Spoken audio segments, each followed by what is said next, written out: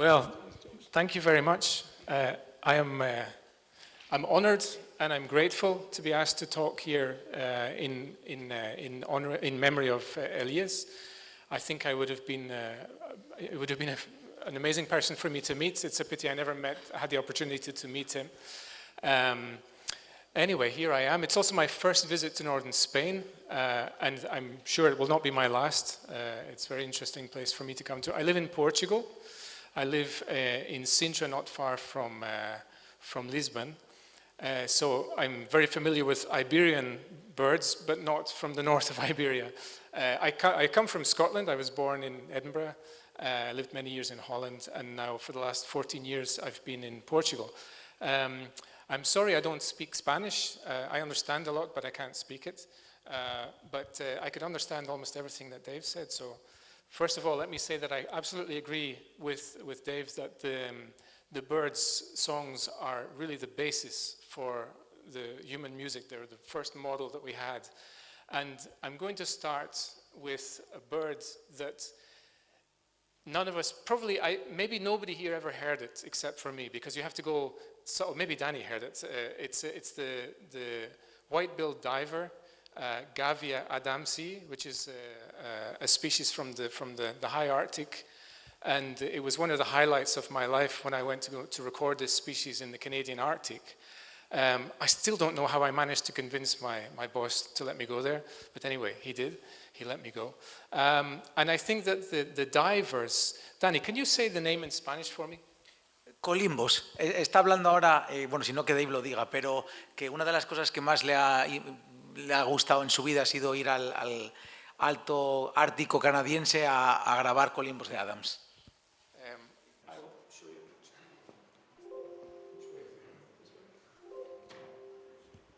Sorry. Which one is the...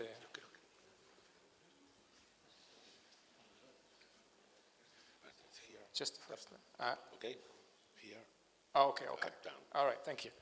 So, it's this bird. All the photos were taken by friends of mine, except for one very bad photo, which was taken by me near the end. Anyway, this is the bird, and during so it's very hard to hear birds like this in Iberia now. Basically, they don't sing here. This one and the other four species of the genus, they may occur here, but we don't hear them singing beautifully. But 20,000 years ago, perhaps we would have done. In the Paleolithic times, all the Arctic species would have had a much more southern distribution. And I think that in the past, the species of this genus, Gavia, and humans had a long coexistence, which still happens with people in the far north. But I think it's a sound that really echoes with me in a big way. It really touches me. Anyway, here's the sound of this bird. It was a trip that I was very lucky. It was in the third week of June a few years ago, and if I had been to this place the week before, if I had tried to go a week before, I would not even have got there because there was a storm.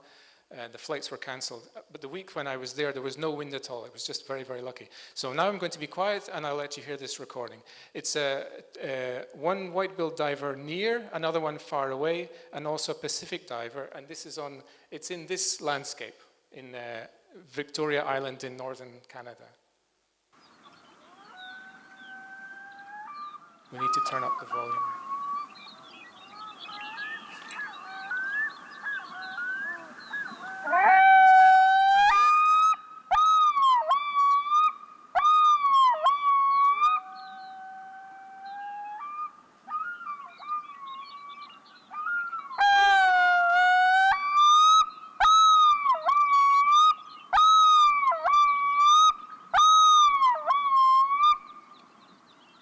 The one further away is 2 kilometers away, so it's very loud.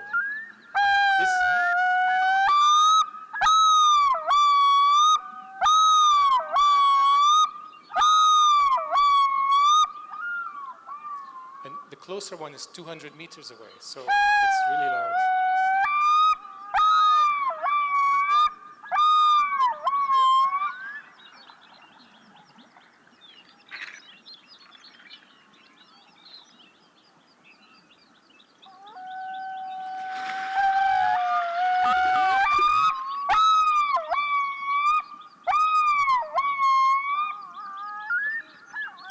It's a different species of diver. It's a Pacific diver, which joined in the chorus.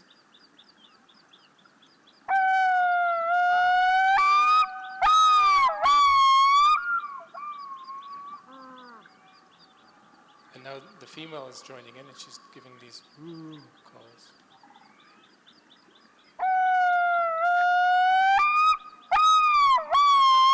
That's the female.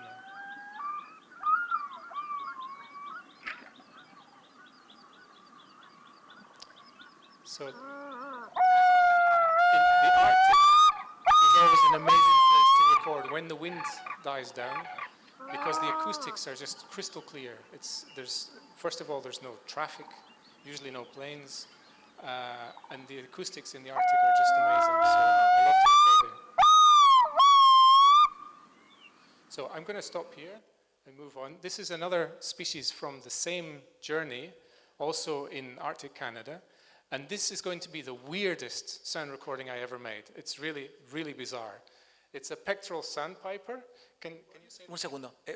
Just give me a second. I'm going to explain a little bit what was happening with the recording. Okay. Vale, solo un resumen de lo que estaba pasando en la otra grabación, que de hecho esa grabación ganó uno de los concursos más prestigiosos que hay de grabaciones de sonidos de aves.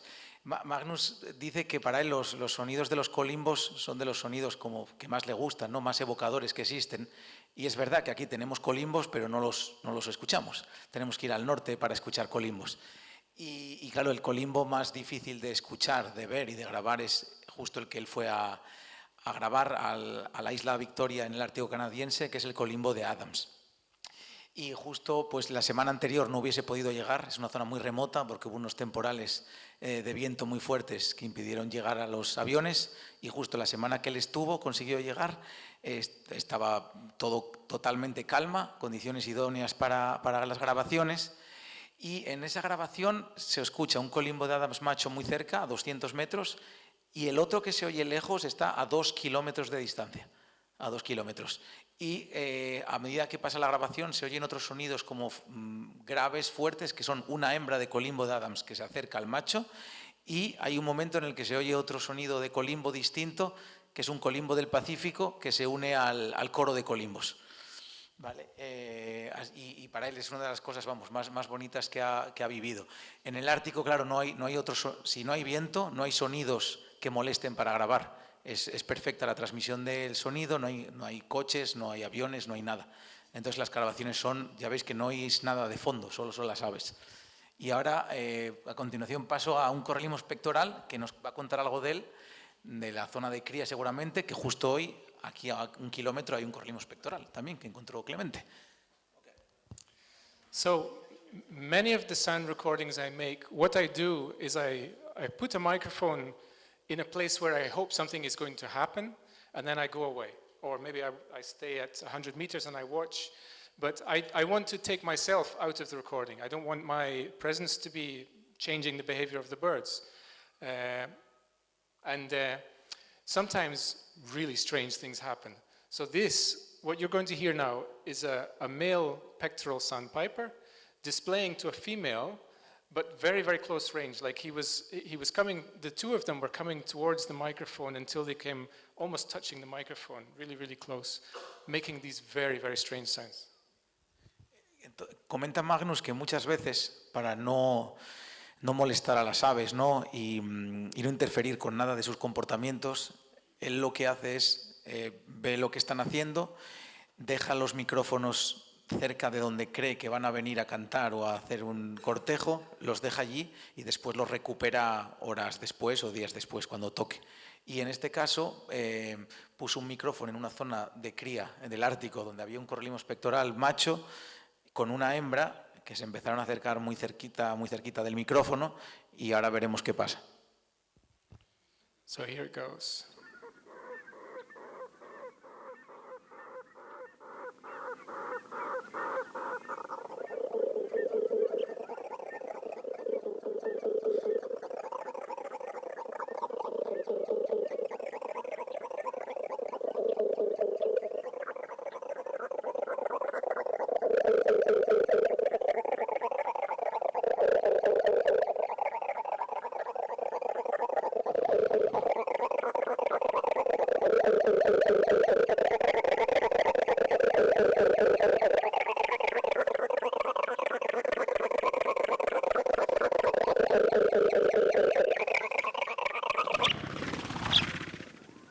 off they go.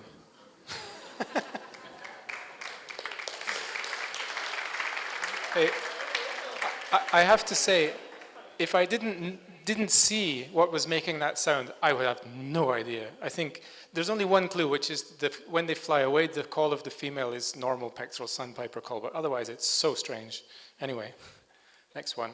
Now, I'm going to play a recording that doesn't have a single vocal sound at all. It's rough. What's the name of this? Vale. Va a poner ahora aquí una grabación que no tiene ningún sonido vocal, van a ser solo otro tipo de ruidos, que son combatientes, ¿vale? Como que seguro todos los conocéis, los combatientes, pues ahora va a hablar de los combatientes. So what happens is I was in Arctic Siberia, one of the best trip I ever did. It was really a big adventure.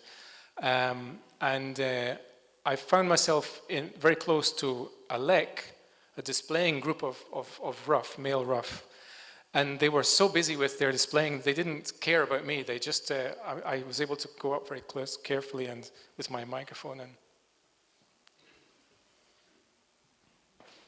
And I just let them carry on with what they were doing. And this is what happened.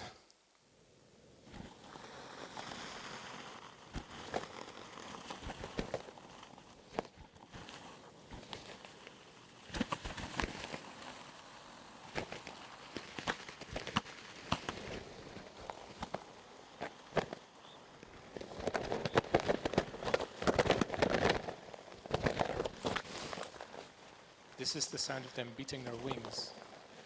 And there's also a kind of, which is the sound of the feathers on the neck. Like this.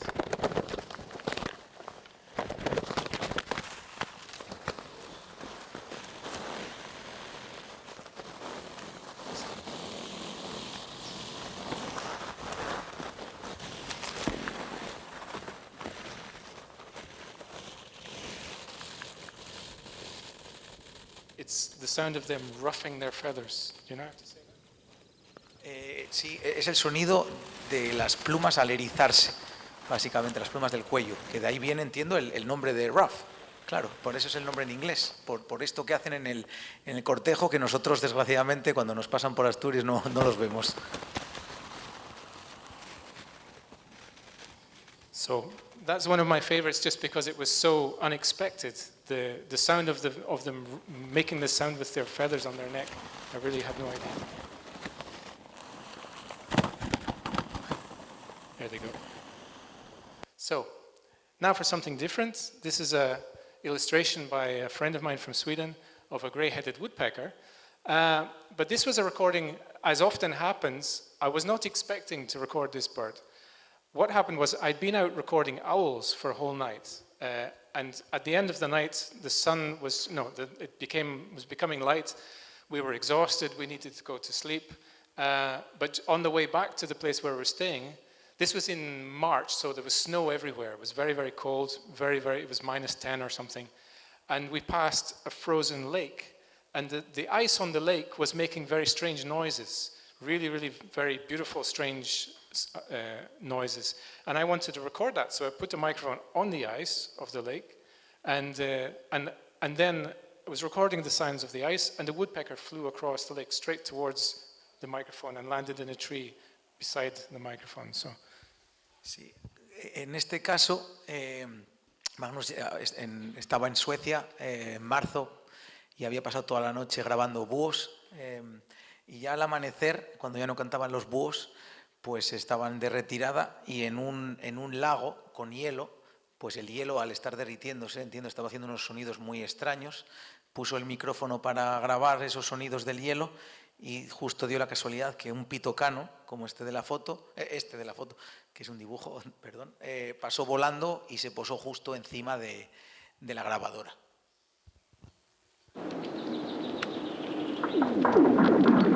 So this is the ice.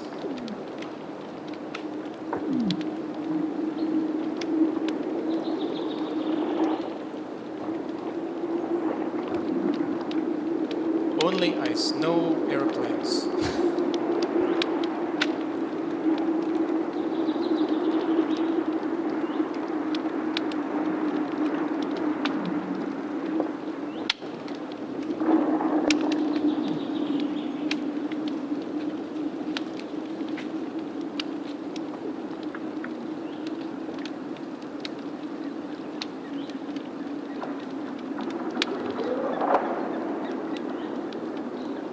Here he comes.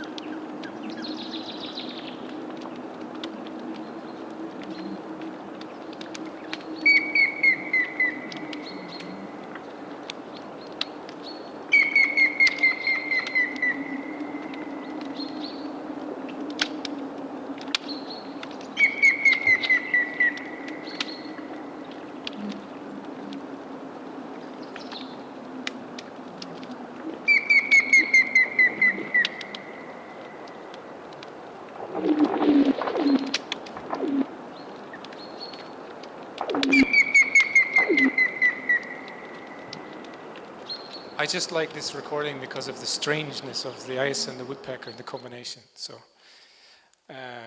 now, Isabelline Wheatier, and I went to Mongolia about 14 years ago, and one of the things that really fascinated me was this bird, because it has a loud voice. It likes to sing lots of imitations of other species, including horses.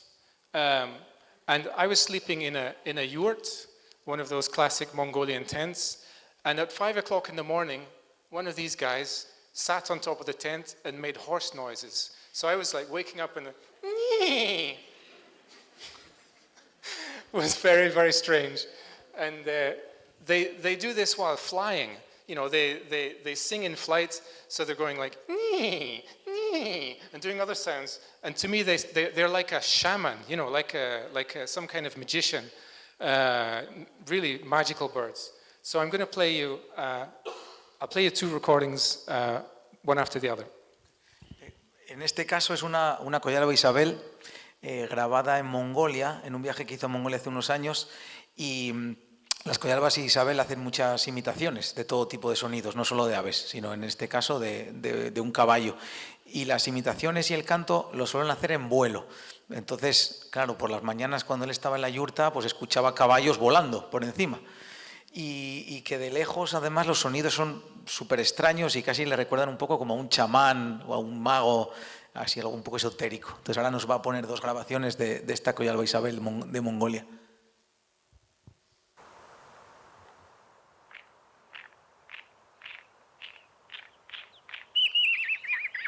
First horse, but there's a better one coming.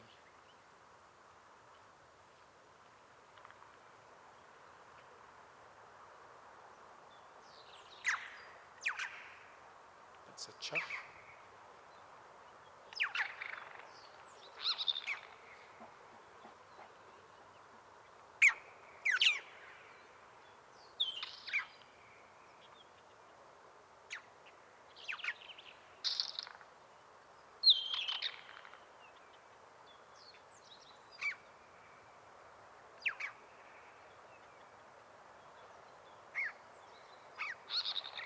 Well, it's a bit quiet, but there's some horse sounds there. I'm going to move on to another recording of the same bird, but this time in flight.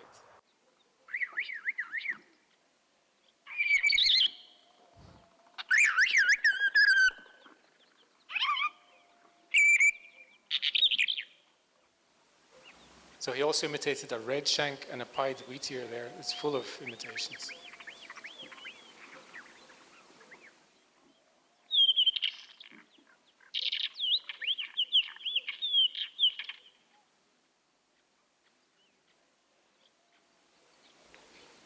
This was a bird that was singing on the way from one yurt to the next yurt, and then to the next yurt, and then back again.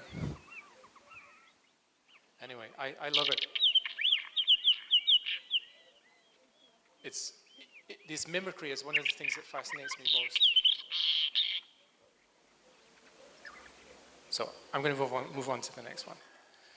This is the place. It was in this place where I made that recording. You can't see the yurts, they're a bit to the left. But here, again, I made a recording that was not what I had in mind at all. There was a pied wheatear that used to sit on that rock on the left, so I put a microphone just underneath there and waited for the pied wheatear to come.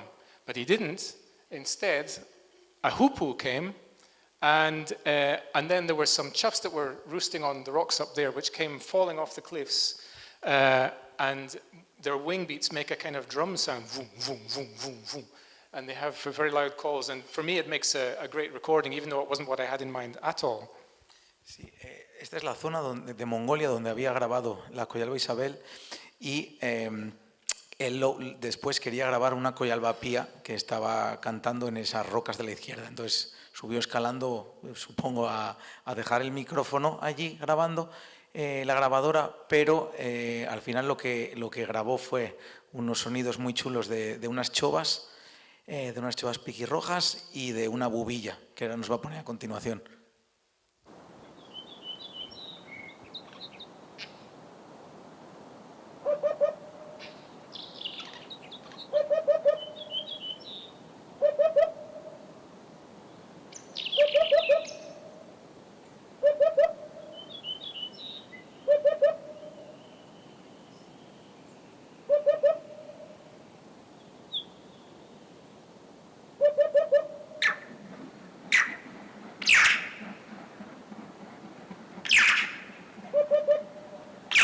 Make a lot of noise with their wings.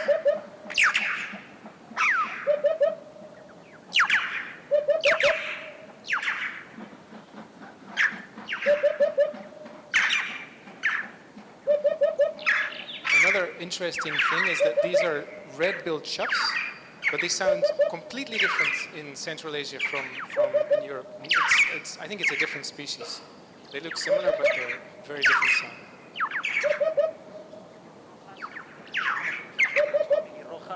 Y eso ya veis que son súper distintos a nuestras chovas piquirrojas. En teoría son la misma especie, pero Magnus cree que son especies distintas basado en el sonido tan distinto.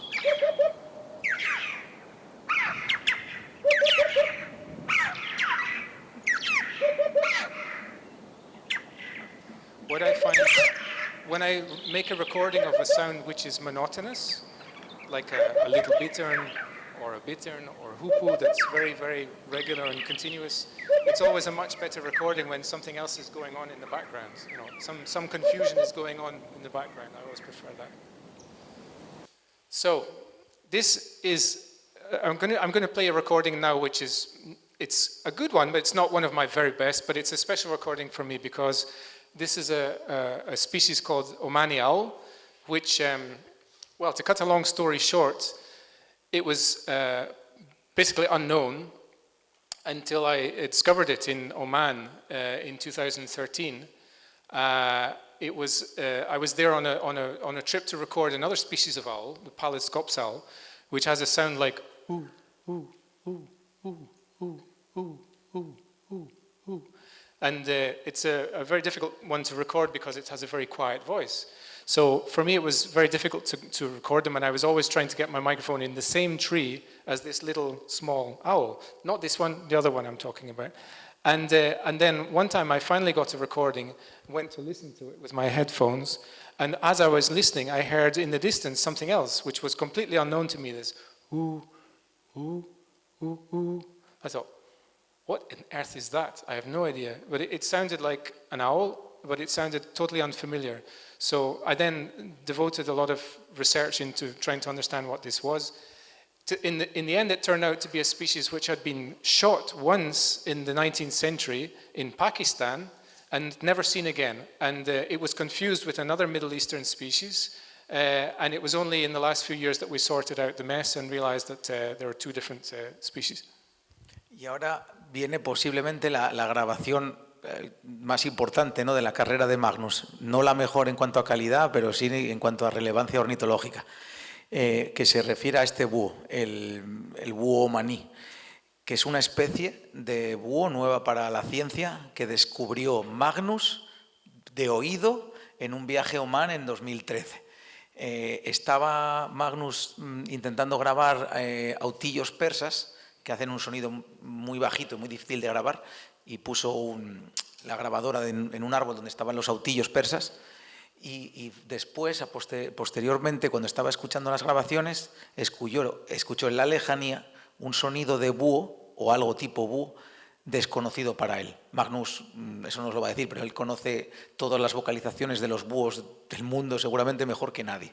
Entonces él se dio cuenta que esa vocalización de un búho en la lejanía, muy tenue, iba a ser una especie nueva.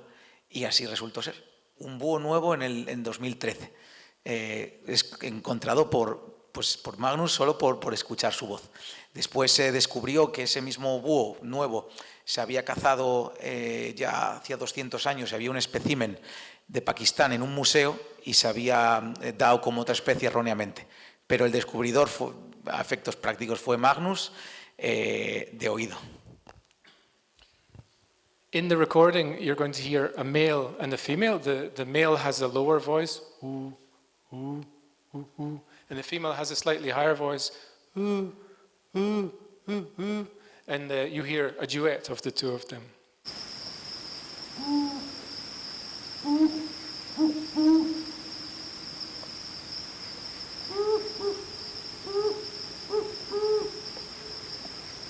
And it's the exact same bird that's in the photo.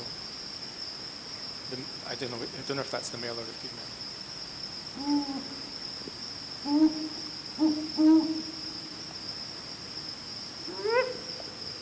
That's the female.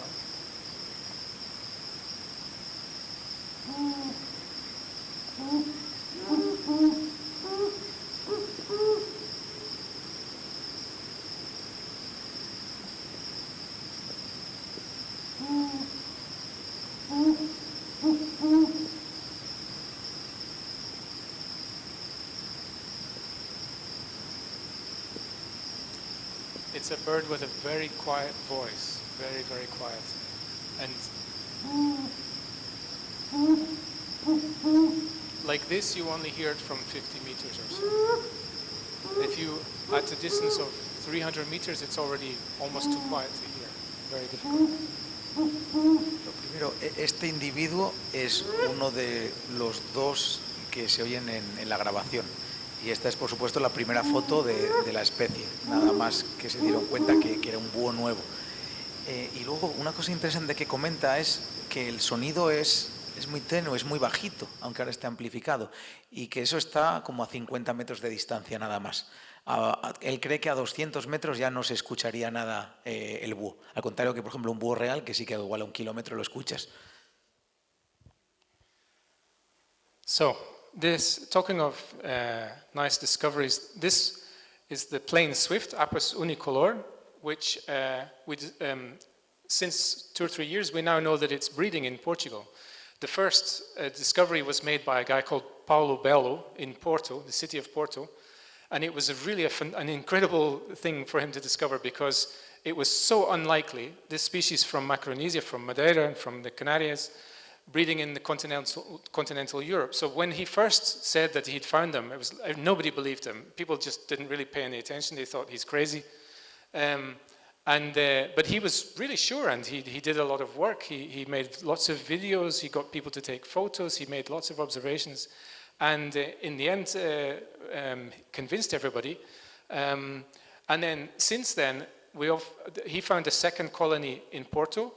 I found a colony in Lisbon, and then I also recently found a colony in Cascais. So that's 3 cities in Portugal where they are. They're probably in Spain too. I think in Galicia, almost for sure they must be there. In Asturias, who knows? I think on the next species to be discovered in Galicia, this is one of them. In a moment I'll play a recording, but first. Sí, este es otro caso increíble, ¿no? El vencejo unicolor era una especie que hasta hace 2 años se pensaba que era endémica de Macaronesia, de Madeira y las Islas Canarias. Y de hecho no se sabía muy bien a dónde iban en invierno. Se creía que algunos a África, pero no había ningún estudio. Y hace 2 o 3 años, un pajarero residente en Oporto empezó a ver y a registrar unos vencejos en Oporto, imaginaos, que pensó que eran vencejos unicolores. Y obviamente la comunidad ornitológica casi que se rió de él, ¿no? Dijo, ¿cómo puede ser? ¿Cómo van a ser vencejos unicolores? Bueno, pues al final, después de muchas fotos y grabaciones, se concluyó y confirmó que efectivamente eran vencejos unicolores, y no solo eso, sino que estaban criando en Oporto. Y después de que se abrió la lata, pues Magnus ha encontrado 2 poblaciones más nidificantes de vencejo unicolor en Lisboa y en Cascais. Esto ha roto los esquemas de todo el mundo. Imaginaos, una ave endémica de Macaronesia criando en la península ibérica. Ahora no se sabe muy bien cuántos años llevan allí. Es posible que lleven bastante tiempo o desde siempre y que la gente no se hubiese dado cuenta. No se presta mucha atención a los vencejos y nadie se esperaba esto. Y no es descartable para nada que pueda haber vencejos unicolores criando ahora mismo en Galicia o incluso en Asturias. Es algo a tener en cuenta. Y ahora va a ponernos unas grabaciones de estos vencejos. So just a few words about how you might recognize them. First of all, any swift after September is suspicious. So the big clue about these birds in Porto was that they were there in the winter, November, December, January. So any swift in the winter is suspicious. Check it. They have this dark throat. They're small. If you see them together with other swifts, they're clearly smaller. They have faster wing beats and a very acrobatic flight. But the best characteristic for sure, if you are able to check it, is the voice. So I'm going to play the recordings. Sí, una cosa a tener en cuenta que puede facilitar mucho la identificación o al menos pensar que estamos ante vencejos unicolores y sobre todo es que en Galicia o incluso aquí podemos tenerlos, es que parece que son residentes, están en invierno. Sabéis que en invierno no quedan vencejos comunes y prácticamente tampoco quedan pálidos. Entonces, cualquier vencejo que se vea en invierno es susceptible de ser unicolor. Y entre otras cosas, pues son un poco más pequeñitos que los comunes, tienen la garganta oscura, como veis allí en la foto, tienen un vuelo distinto, más acrobático y con aleteos más rápidos y, sobre todo, tiene una voz muy distinta.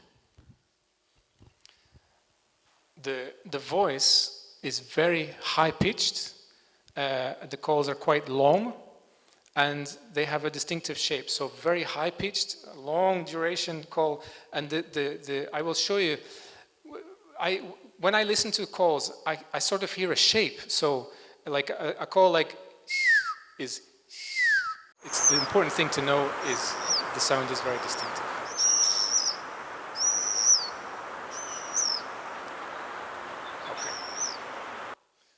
Now, this is the bad photo, but this was in northern Iceland at Mývatn in 2002, I think. And this is the female that you're going to hear in the recording, and she was really beautiful. It was unusually pale for an Icelandic gyrfalcon, and there was an amazing thing about this bird, which when I recorded this, I was allowed to use a hide that belonged to a filmmaker whose name was Magnus Magnuson. So a lot of Magnuses involved there. And he made a film about this bird, and it later turned out that this female bred, if I'm not mistaken, she had a breeding attempt with her own son a few years later. So she formed a breeding pair with her own son. Very strange thing, it's very unusual. Anyway. Ahora tenemos aquí una hembra muy blanquita de halcón gerifalte del norte de Islandia, del lago Mývatn, que es muy blanca para ser un halcón gerifalte de Islandia. Los blancos suelen ser de Groenlandia y Siberia. Y bueno, Magnus usó un hide para acercarse y poder hacer las grabaciones, un hide que estaba usando una persona que estaba grabando un documental y haciendo fotos de este halcón. Y lo interesante del caso es que un par de años después, esta hembra crió, se emparejó y crió con uno de sus hijos. Así que ahí lo tenéis. That's her, and she's coming to the nest with food.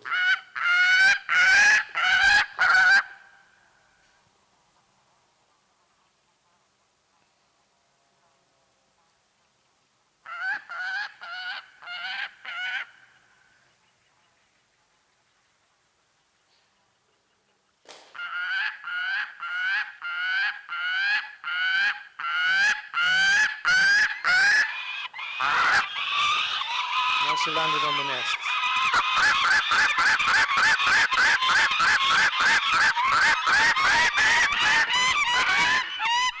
She's gone. That's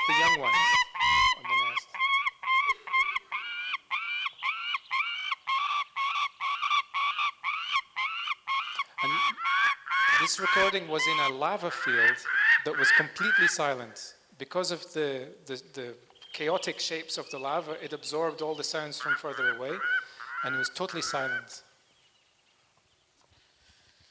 Bueno, toda esa cacofonía de sonidos, eso es la hembra que llega al nido con una presa y son las crías pidiendo comida. Y la zona donde está grabado es una zona de campos de lava y al parecer la lava absorbe todos los demás sonidos, entonces permiten unas grabaciones súper limpias. Todo el resto de sonidos los absorbe la lava y por eso se oyen tan cerquita pese a no estar tan cerca. So the way that they knew the female had formed a pair with her own son was because of rings on the birds were all ringed, and just well, I've also been ringed for the last 2 weeks. So I got married just 2 weeks ago. My wife is over there, Barbara. Y bueno, la razón por la que saben que esa Gerifalte se casó con su hijo es por las anillas. Y ahora Magnus comenta que justo Magnus es que se acaba de casar hace 2 semanas y de hecho casi que su luna de miel son las sornaes ornitológicas de Elías. Así que aquí está su mujer, así que nada, enhorabuena de parte de todos. Sí, Bárbara.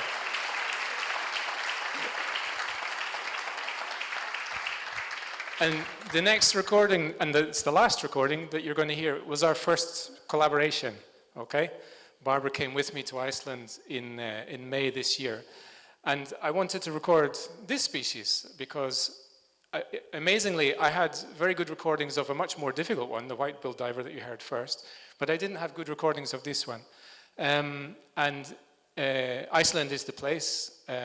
It's the only place in Europe that has this species breeding.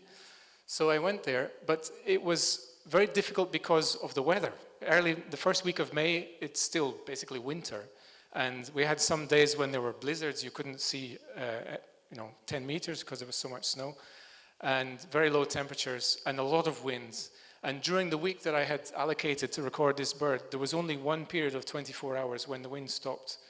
So, and that was on the 4th or 5th day. So I spent all my time checking places where these birds were, and then when the wind dropped, I suddenly had to throw all my equipment into the game. I had 4 sets of equipment on 4 different lakes, and I was praying that one of them would be, would produce some sounds, and fortunately that happened. So. Sí, claro, el difícil es el colimbo de Adams, ¿no? El primero que nos enseñó la grabación, pero el colimbo grande, como a él le gustan tanto los colimbos, él tenía muchas ganas de conseguir grabaciones de calidad y el mejor sitio para hacerlo es Islandia, que es el único lugar en Europa donde crían los colimbos grandes. Pero en mayo, que es un buen momento para escucharlos cantar, en mayo es más o menos invierno en Islandia, puede hacer muy mal tiempo. Entonces él y Bárbara dejaron una semana entera solo concentrada en intentar grabar los colimbos, pero hizo mal tiempo y viento, y imposible para grabar toda la semana, excepto un día. Entonces, a lo que intentó Magnus era, esos días que hacía malo, ver bien dónde estaban los colimbos, en qué lagos, en qué partes del lago, para el día que hiciese bueno, si hacía bueno, dejar su material de grabación en 4 puntos distintos donde consideró que había probabilidades de que se acercasen los colimbos y rezar para que hiciese buen tiempo y que se acercasen. So the bird in the photo is actually one of the birds in the recording. And what you're going to hear is birds calling from 3 different lakes. First you hear a pair that are very far away, I don't know, maybe 2 kilometers more or more. Then they're answered by a pair that's maybe 500 meters away or something. And then you hear a pair that's 20 meters away. So first very distant, medium distant, very close. Y en la grabación, que esta ya va a ser la última de la charla, se va a escuchar primero una pareja de colimbos grandes que cantan en la lejanía, ¿no? A tal vez 2 kilómetros. Y va a ser muy bonito porque otra pareja le responde más cerca, ¿no? Como a 500 metros. Y para acabar, otra pareja responde a las otras 2 y esta es la que está más cerca. Just one more thing to say. In the background, you're going to hear common snipe going, the drumming sound they make with the tail feathers. Y El otro sonido que vamos a escuchar en la grabación de fondo es una agachadiza común haciendo el display que hacen de cortejo en vuelo, y el ruido que se oye es el del aire al atravesar las plumas externas de la cola. Hace un ruido muy característico. That's the very distant pair.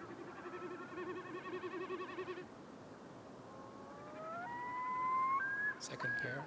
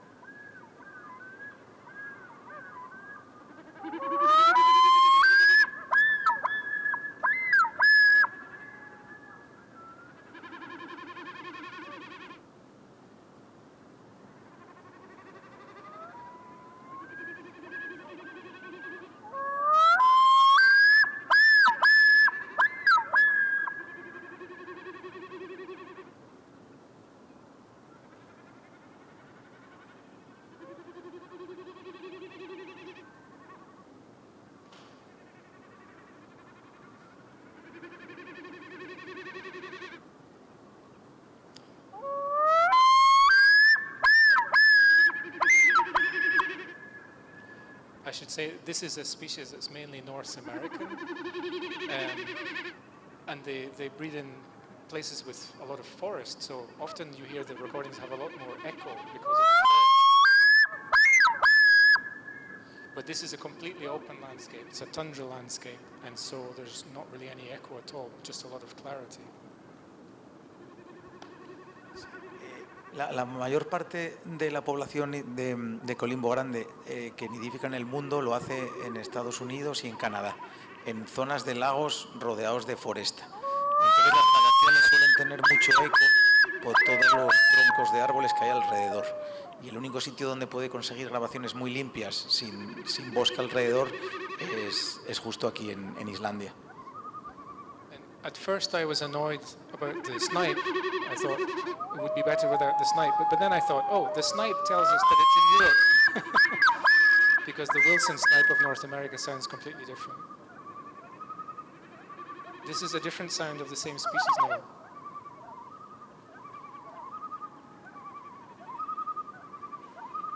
This sound is used a lot in Hollywood films when they want to make it sound like wilderness.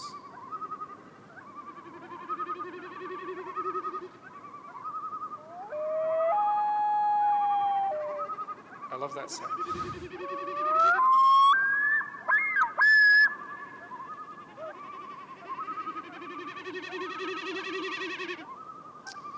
So I thought Barbara was a city lady, so I took her to Northern Iceland thinking, poor lady, she's going to get frozen.